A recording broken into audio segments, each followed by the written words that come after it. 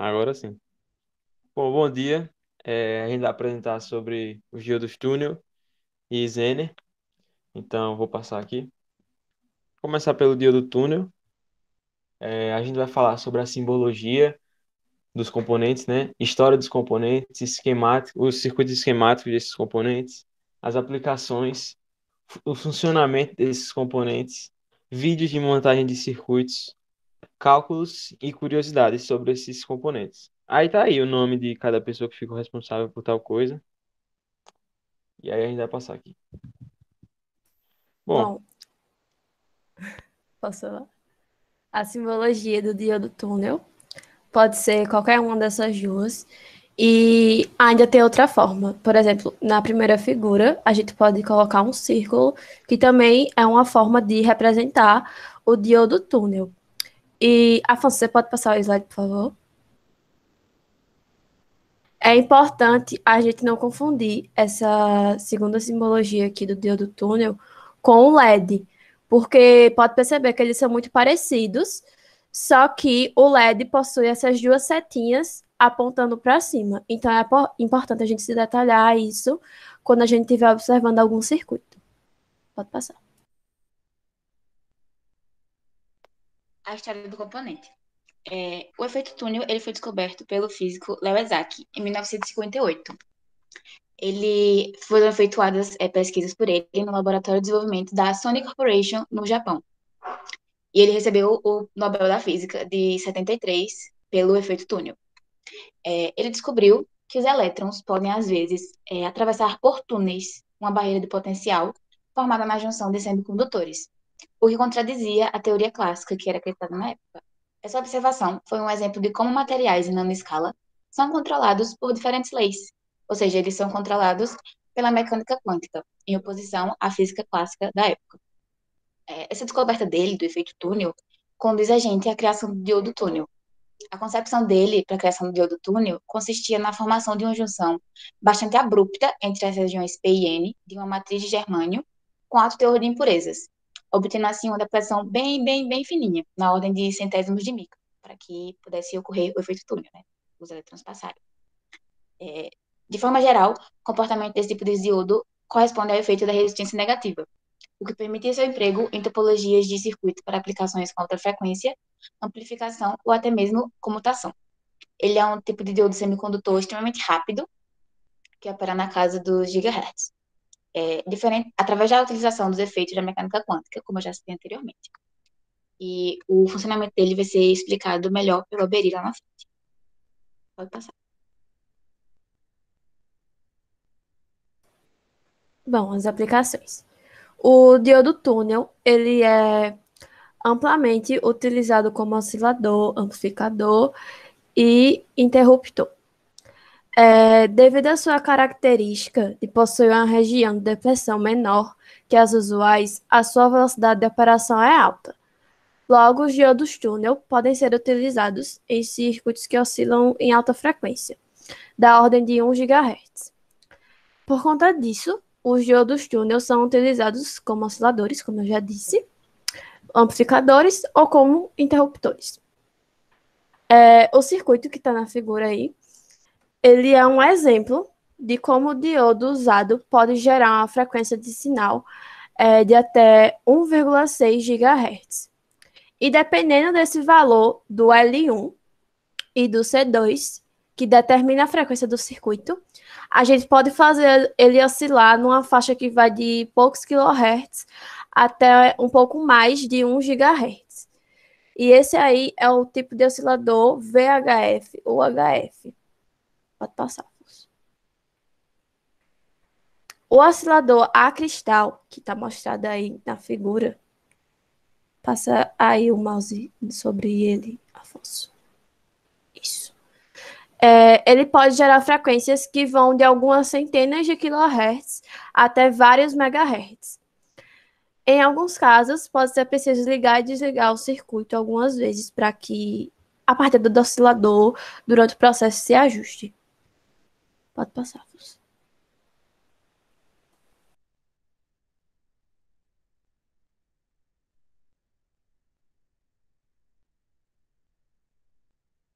Bom, agora eu vou falar agora do funcionamento do diodo túnel. E ele, ele funciona só na área da resistência negativa. Ele diminui a tensão e aumenta a corrente. E isso é o contrário do que se passa na lei de Ohm, que é, por exemplo, na lei de Ohm ele fala que quando aumenta a tensão, aumenta a corrente também, são grandezas proporcionais. Aí, quando tem uma tensão muito próxima de zero, que é chamada de tensão avalanche. Mas em casa eu não como. Pô, disse assim na cara da Nilde do Heleno. Peraí, professor, rapidinho, eu acho que eu troquei aqui o negócio. É esquentado. Não, até o tropeiro tem gente que esquenta. Aí, mas o feijão verde, ele não esquenta e faz o tropeiro. Agora depois de tropeiro. Fica as bolas.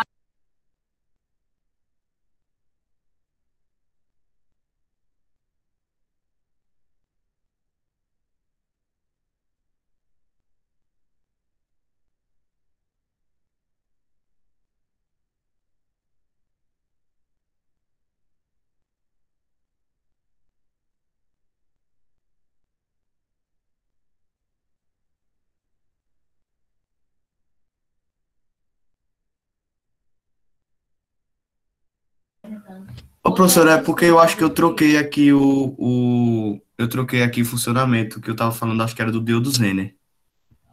Mas eu já ajeitei aqui, peraí. Aí, tipo, quando ele tem uma tensão muito próxima de zero, ele só funciona com o diodo, como o diodo túnel, entendeu? Ele só funciona como o diodo normal. E quando ele é polarizado diretamente e em tensões baixas, para essa tensão fora dessa região, ele funciona como um diodo comum. Então, resumindo tudo que eu falei, acho que ficou meio confuso. O diodo túnel, ele só atua com propriedades específicas em baixas tensões. Não sei se deu para entender aí. E a utilização desse diodo é justamente por sua característica de resistência negativa, que é chamada desse jeito porque ela atua contrário à lei de Ohm, que quando aumenta a tensão, também aumenta a corrente, como eu já tinha falado. O funcionamento desse diodo ocorre quando a tensão, quando chega no ponto de pico, que é o valor máximo, e o valor da corrente começa a diminuir.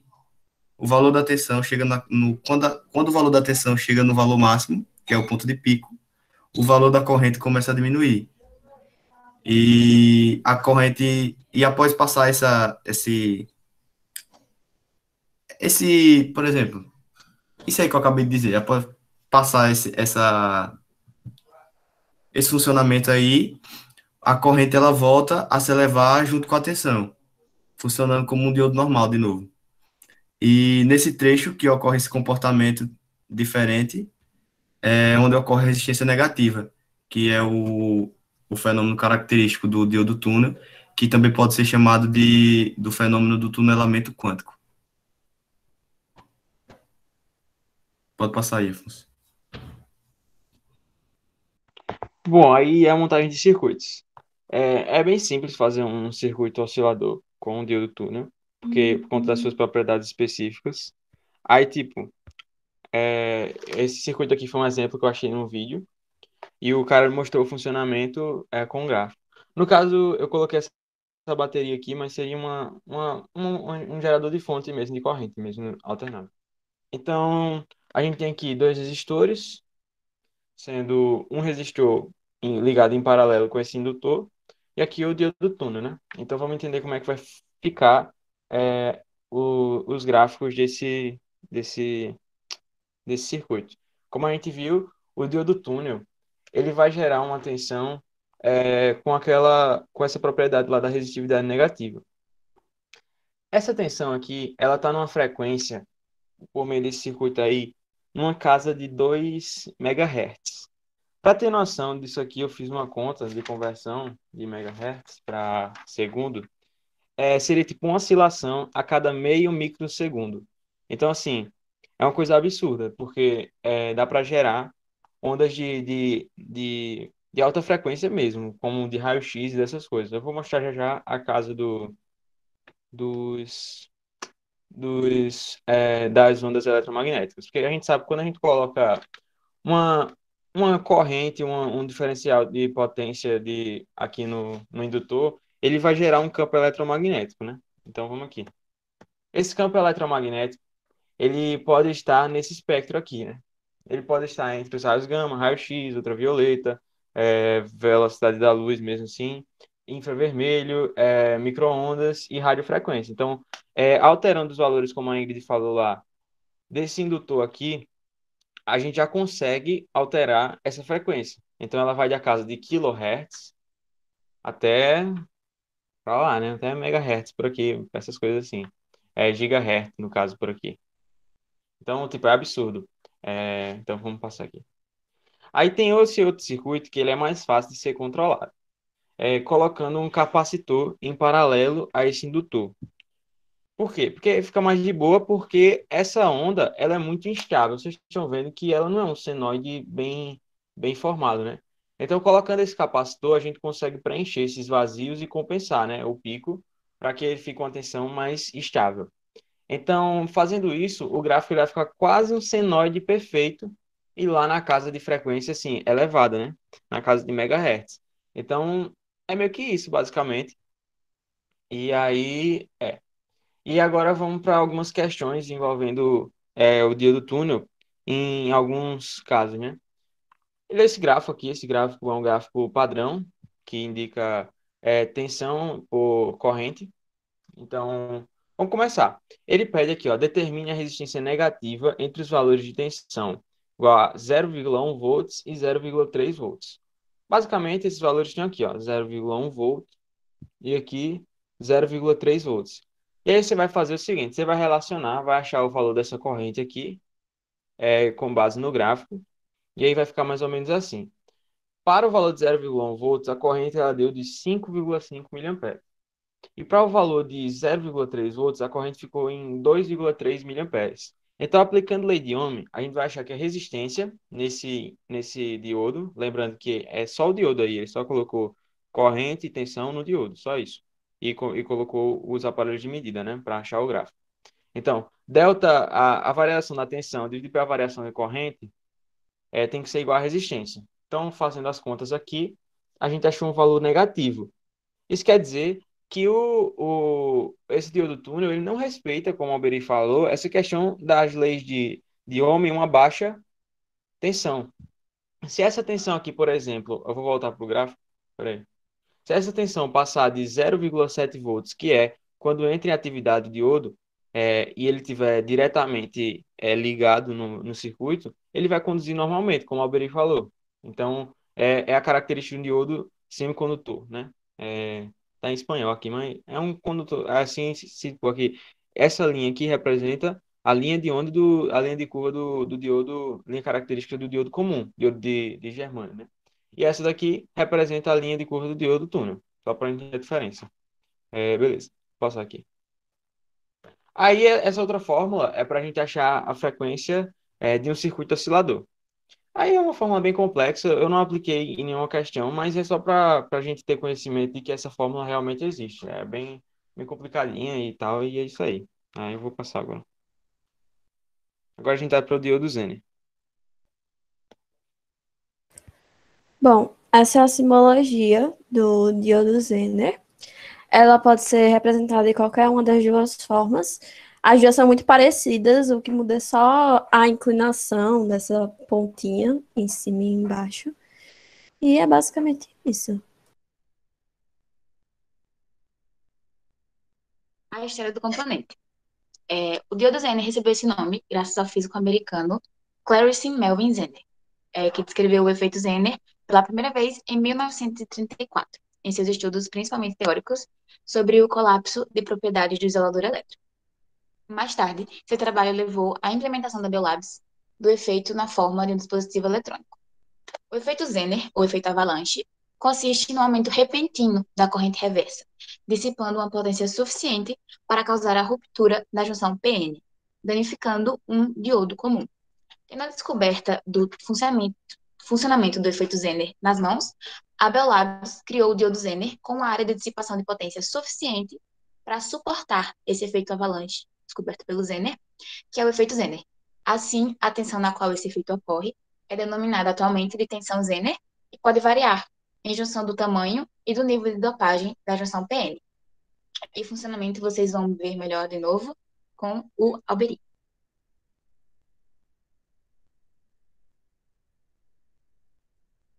Bom, o diodo Zener, quando é polarizado inversamente, ele permite manter uma tensão constante nos seus terminais, sendo por isso muito utilizado na estabilização e regulação da tensão nos circuitos.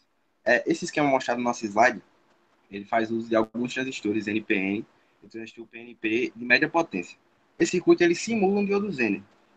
Existem várias técnicas para esse componente, porque ele é meio que indispensável na fonte de alimentação, pois numa fonte estabilizada, geralmente, o diodo Zener é utilizado para definir a referência de tensão numa fonte de alimentação. Esse circuito, embora se mostre bem simples, é bem interessante quando é comparado a um diodo Zener comum. Existe a vantagem de poder ser ajustado com muita precisão e, além disso, a capacidade de manusear uma corrente próxima dos 200 miliamperes. E a tensão Zener nesse circuito aí pode ser ajustada entre 0,6 e 6 volts, aproximadamente. Apesar de simular um diodo Zener, uma linearidade do circuito não é muito boa quando é comparado ao componente real.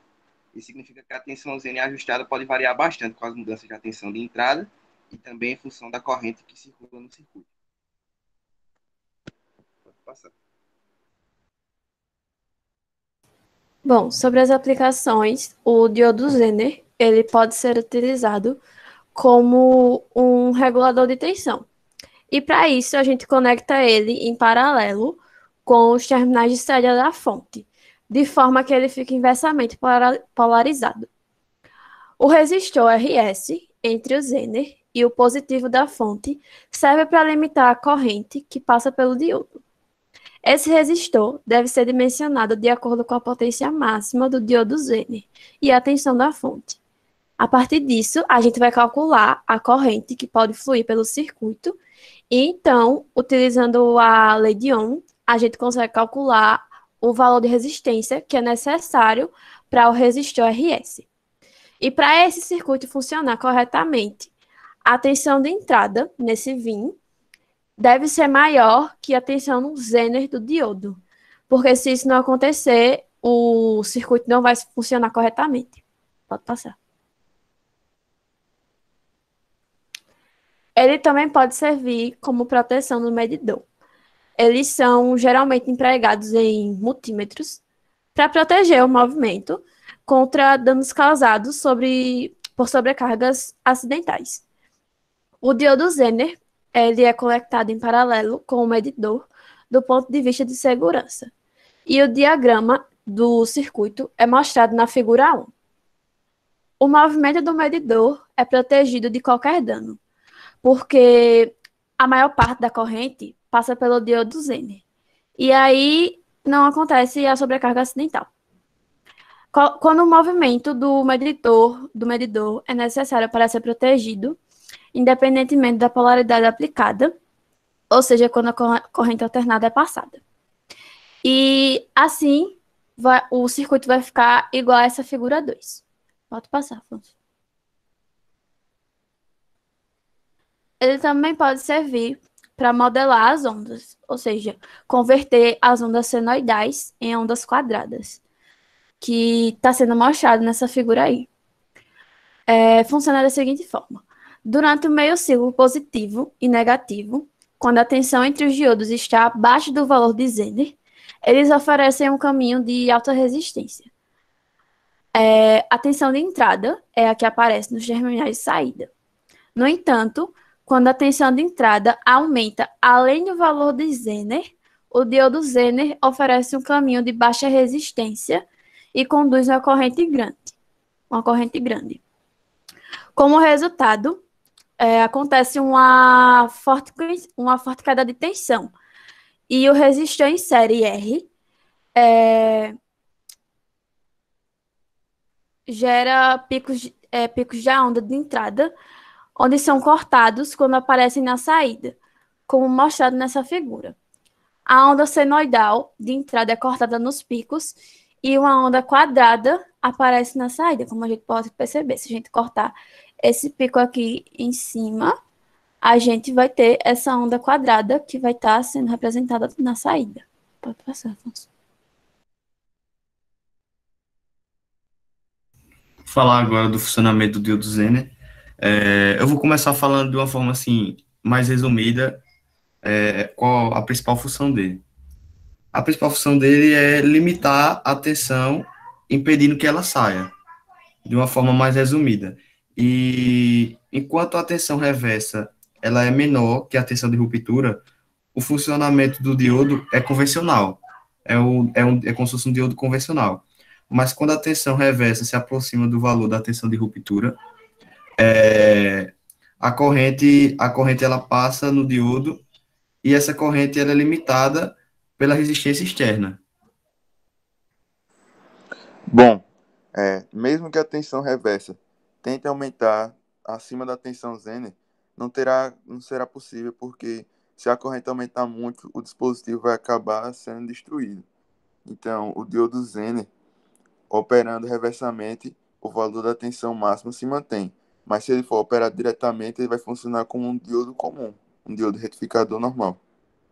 Aí, por exemplo, para ficar melhor o entendimento, é tipo assim, tem lá sei lá, uma bateria e essa bateria ela vai fornecer vai fornecer energia para um dispositivo lá. Aí vai sair um exemplo de 12 volts dessa bateria. E nesse dispositivo ele não suporta os 12 volts, aí você vai botar lá o diodo Zener e vai passar a corrente nele, a tensão, e tipo, ele só vai deixar passar a tensão que for preciso para esse dispositivo, entendeu? O diferencial dele é que ele consegue fazer isso, consegue suportar mais do que o diodo convencional. Isso. Normalmente, com menos energia, com menos tensão, o diodo convencional ele acaba sendo destruído. E o diodo Zener ele consegue suportar melhor. Isso aí. Pode passar, Afonso. Bom, eu vou falar aqui um pouco sobre algumas curiosidades sobre o diodo Zener e o diodo túnel.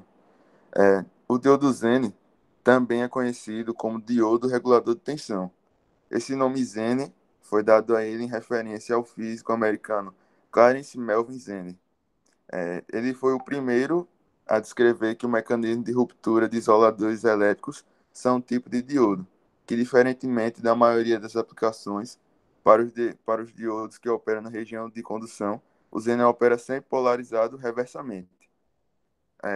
Sobre o diodo túnel, ele também é chamado de diodo Isaac, em homenagem ao físico Leo Isaac, que foi o físico que acabou descobrindo o efeito túnel, que é usado nesse diodo, e ele, em 1973, recebeu o Prêmio Nobel da Física por essa descoberta. O diodo túnel, ele também recebe esse nome de túnel por conta do efeito túnel ou tunelamento quântico, que é o conceito que a física quântica descreve quando partículas conseguem transpor um estado de energia que seria proibido, assim, entre aspas, para a física clássica. É isso. Pode passar aí. Bom, agora eu vou mostrar aqui um circuito com o diodo Zener. Só para entender um pouquinho como é que funciona essa parte do filtro. Eita, não tá apresentando, peraí. Agora tá, né? Beleza. Só apresentar aqui um pouquinho. Botei aqui esses voltímetros. Um nesse resistor aqui, outro nesse resistor aqui. E ele tá em paralelo com o diodo Zener. Aí vamos lá. Vamos iniciar. Botei 24 volts. Essa fonte aqui tem 24 volts. Colocando o Zener em paralelo com esse resistor aqui, com essa carga, vamos supor, esse Zener aqui ele funciona com 5,5 volts, só que ele está dando uma falhinha aqui, uma diferencinha, aí ele está pegando 5,68. Mas é uma coisa quase que desprezível, mas enfim, vamos aproximar para 5,6, 5,7 volts. Então o diodo Zener, ele polarizado reversamente aqui, ele vai pegar uma tensão de 5,6 volts. Sabendo que numa malha a gente tem aqui menos 5,6 volts, que ele está reverso, né? Está reversamente colocado aqui. Sabendo que dentro de uma malha a tensão ela tem que ser zero. Se aqui for menos 5,6 volts, aqui tem que ser mais 5,6 volts. Então, o diodo Zener ele faz com que só chegue aqui nessa outra carga, vamos supor que seja, sei lá, um dispositivo eletrônico, e ele queime se chegar a 7 volts. Então, colocando o diodo Zener, isso aí vai evitar de acontecer. Eu vou tirar o Zener daqui, só para vocês verem como é que vai ser sem ele. Cadê? Pronto, aí eu vou iniciar aqui. Vocês vão ver que vai chegar 12 volts aqui, sem o Zener. Então é meio que isso. Não tem mais muito o que falar, não. Acho que a gente acabou, inclusive. Pera aí. Deixa eu só ver, viu? Ah, e quanto aos cálculos, é isso aqui que eu falei, da parte da lei de Ohm, né? Tudo basicamente lei de Ohm, você vai pegar, vai ver o valor que o Zener ele pega, né? Vai ver o valor que o Zener ele tem, e aí vai achar, por exemplo, o valor do resistor, aí sabendo que o resistor ele tem 100 ohms e que o Zener ele tem 5,6 5,6 volts, é só dividir por 100 e a gente acha a corrente. A corrente aqui é de 56,8 miliamperes. E aqui é a mesma coisa, basicamente, também. Então, é isso. É, Aqui estão as referências, onde a gente tirou tudo. E é isso.